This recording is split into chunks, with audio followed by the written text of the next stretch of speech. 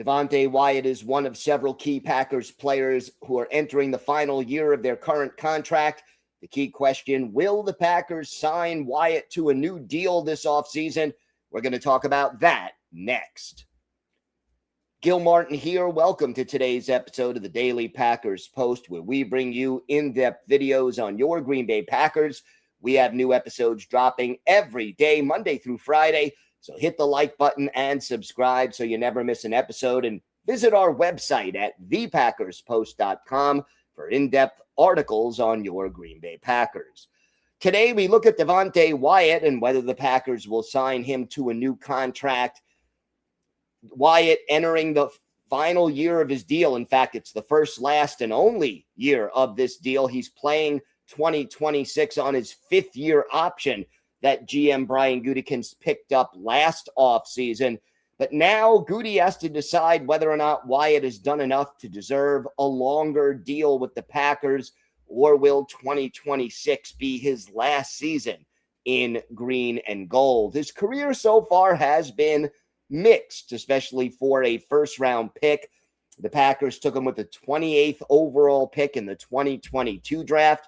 The Georgia alum was actually the Packers' second pick in that draft, as they took Quay Walker, who was a college teammate of Wyatt's, just a few picks earlier.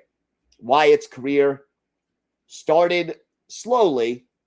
He did not start any games as a rookie, started 5 games in his second season and none in his third, but he did provide the Packers with some pass rush from the interior of the defensive line. His play was not always consistent, though, and that's what prevented him from becoming a full-time starter. His best statistical season so far, 2023, Wyatt had a career-high 5.5 sacks and 11 quarterback hits.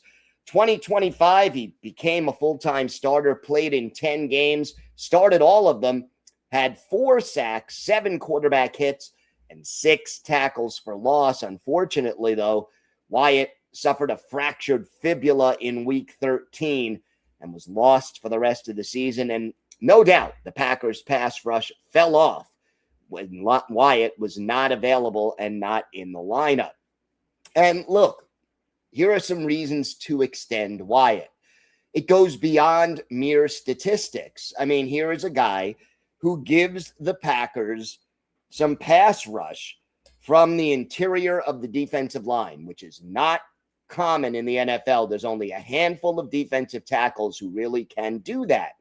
And everyone talks about, oh yeah, after Micah Parsons got injured, the pass rush really tailed off, but that fall off actually started when Wyatt got hurt.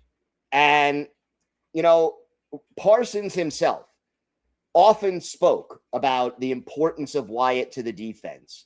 He said, he makes my life easier. He understands how to rush, how to play, his play style. I just think he brings guys along. And then after Wyatt was injured and lost for the season, Parsons said, you guys see the difference he makes when he got back out in the field. I mean, he's a player you can't replace. We're going to have to ask a lot of young guys to step up. It's going to be challenging, but we're going to have to really dial into our details and our fundamentals and try to replace someone that's irreplaceable. That's the reality. So, because it goes beyond statistics, it makes sense for the Packers to re-sign Wyatt if his level of play remains close to as good, if not better, than it was pre-injury, because this is a serious injury, and it's not a given that he comes back and is the same player. There are also reasons to hesitate to re-sign him, though. One is obviously health-related. You want to see whether or not he can still continue to play at a high level before committing to a multi-year deal. And the other issue is that Wyatt is still considered an inconsistent player by most NFL scouts.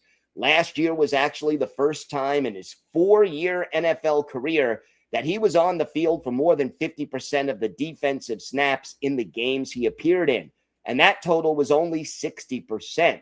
in 2025. His play against the run up and down, although he did improve a bit in that area last season. Another reason the Packers may hesitate is age. Wyatt was an older draft pick. And while he's only starting his 5th NFL season this year, he's already 28, and he would be 29 years old before any extension he signs kicks in. The Packers and Brian Gutekunst have been reluctant to sign players over 30 to new deals, and the few exceptions that they made tended to be Pro Bowl players like David Bakhtiari and Kenny Clark, who were considered essential pieces of the puzzle. And keep in mind, for example, with neither Bakhtiari nor Clark, the deals didn't work out largely because of injuries. Now, that's luck to a point, but let's face it, the older a football player gets, the more wear and tear on their body, the more susceptible they are to injuries, and the longer it takes them to get healthy again after they suffer injuries. I believe that Gutekunst will take a wait-and-see approach with Wyatt. If he returns to action and plays well, he could very well be offered an extension, but money may also be an issue. I think Christian Watson and Tucker Kraft, 2 other players who are in the final year of their current contracts, may be a higher priority for the Packers than Wyatt this offseason, and we'll have to see how much money is available for Wyatt at that point. Visit our website at thepackerspost.com for in-depth articles on your Green Bay Packers. Here on YouTube, hit the like button and subscribe so you never miss one of our episodes. I'm Gil Martin. Thank you so much for watching. Have a great day, everybody. And of course, go Pack Go.